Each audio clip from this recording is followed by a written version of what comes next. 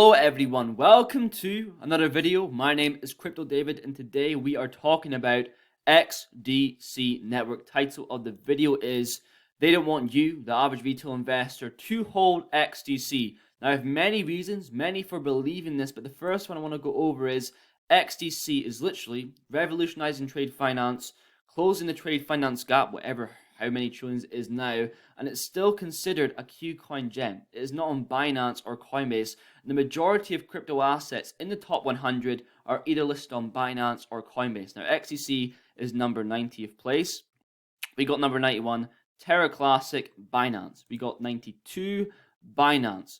We got Compound, we got Binance, and Coinbase. Now, don't get me wrong, XDC has definitely fluctuated outside the top 100, but it's always in that position. Now, I want you to put yourself in the frame of mind of the average retail investor, the sort of person who leaves the market when it gets fearful, the sort of person that sees a JP Morgan article saying cryptocurrency is bad and let that influence their investing strategies. That's the sort of person you got to think about here. So let me tell you, they've probably never even heard of Qcoin, and they definitely would not be opening an account on Qcoin and buying any assets off there. The average investor, and I've seen it firsthand in many comment sections, their criteria, never mind utility for an asset, is that it's either listed on Binance or Coinbase. It blows my mind.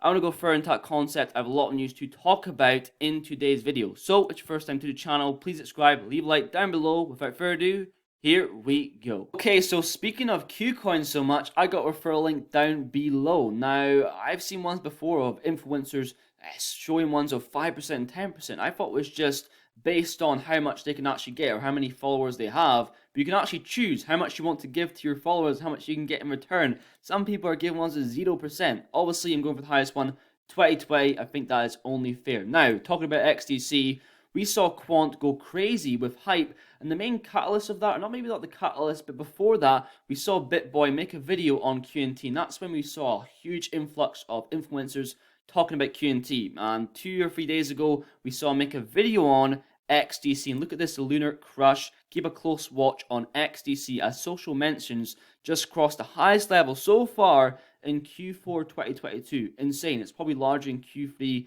and Q2 as well. Also, there's a mistake here on Lunar Crush, as said below. It is still listed as XDCE. If there's any OGs in the channel, you remember that I was actually buying XDCE, the gas token, for XDC for ages instead of actual XDC, and I had to pay about a couple grand in gas fees. It was a stupid mistake. Also, we have Crypto Nair D here. In 2021, global trade was valued at $28 trillion. Global trade or blockchain technology is huge for border trade, and XDC was built to modernize global trade and the finance sector through an accessible and efficient decentralized infrastructure, and that is what it's doing right now. When you talk about global trade, you have to talk about Panama. If any of you remember this, Panama seeks to become a hub for innovation. Global trade is a natural area of influence for them. The Panama Canal Passageway sees roughly 5% of all shipping traffic, and the country's open shipping registry accounts for 21% of the world's fleet. And what is XDC's relation to Panama?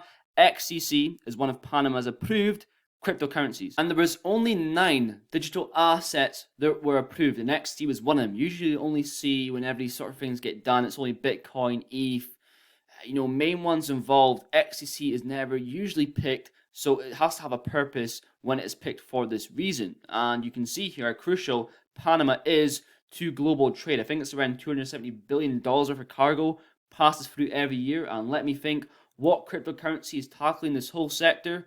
XDC is a no-brainer for me. Also, update on Ledger support for XDC. You can install the XDC app onto your Ledger, but no support on Ledger Live. This was actually said by Ledger themselves. Hi, the Nano app is the first step. Hopefully, we will be able to add native Ledger Live support in the near future. So I guess for now, and probably for the far future, I'll still keep my XDC on a decent wallet. And there is an option to add an external MetaMask address, but I'm going to pass on that, to be honest. Also, the blockchain media, out of these 9 projects, which one is more likely to reach a market cap of $80 billion plus? I think a lot of them are. I can see Quant doing that. I can see Algo doing that. I can see Hedera, XCC, possibly VeChain, XLM, Casper. Yes, I think they all can. But when I see When I believe that they all can, I'm looking for growth. I'm looking for ROI, return on my investment. And Casper and XDC, I'm pretty sure have the lowest market cap out of the majority of them.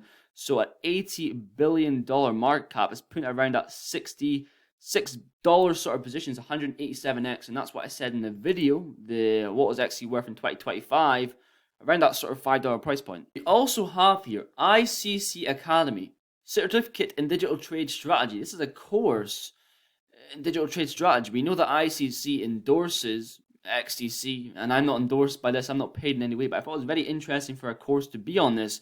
And usually when you see courses online, they're using the money from the course to fund their lifestyle, or they're selling information as basic information that is on YouTube and online. But look at the offers of the course. We got Elisa DiCaprio, chief economist from R3.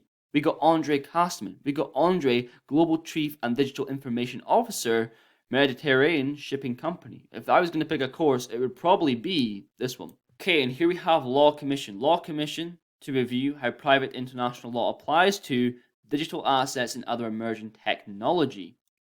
So we can see here, involving crypto assets, cryptocurrencies and NFTs, for instance, and electronic trade documents. Further down we can read, Law Commission will develop reform proposals in a public consultation paper due to be published in the second half of 2023. We know the electronic trade bill is going to full effect by mid-2023, which will boost UK's international trade and is worth more than £1.4 trillion. And further down we can see UK becoming a global hub for digital assets. In yesterday's video of Quant, we talked about how UK in this article was named the biggest crypto economy in Europe. It's quite interesting as well how this electronic trade bill is coming. Quant is also based in UK. Very, very interesting. Also, S&P Global banks risk widening trade finance gap as they push for green label. We know the world is, got this green image, and it's quite, good that all the cryptocurrencies that we talk about in the channel are very, very. It's convenient that they're very green for the planet in comparison to Bitcoin or ETH or whatever it is. Now, further down we can read, where is it? Yes, so investment needed to reach net zero across global supply chain, 3 to 5 trillion per year and 100+ trillion between 2020 and 2050. There's also an ESG score that comes into play, and their concern is if we deny financing based on someone's ESG score, are we going to widen the trade finance gap? And it's already at an all-time high, which we know, having reached 1.7 trillion in 2020. Well, that's what XDC is closing. It's closing that gap, allowing funding to go to micro, small, medium enterprises. Also, Richard Hart, I will leave his articles down below for you guys to a little bit further read. Richard Hart here flexing his outfits. Now, I'm telling you right now, if I was invested, or let's just say, for example, you're investing in XDC and you see Andre Castleman posting photos like this, especially when your asset is at an all-time low. I'm not saying that every single asset is like that because we're in a bear market, excluding QNT and some other assets. But while his investors who bought the top are poor, he's flexed his money. Imagine Gil Ridding posting photos like this. And at the same time though, a lot of people hate this guy. I just find it funny, to be quite honest. But if I had any hex left, I'd probably sell it right now. But that's going to be pretty much it for today's video. When it comes back to the title, I think just the main theme is XDC is so underrated. The utility is up here, the hype is down here. Same sort of vibes with HBAR a little bit, but there is a bit more of a community with HBAR, I would say. I think the trader thing definitely hit a lot of investors off. A lot of people stopped talking about XDC, or they're a bit misinformed on that information.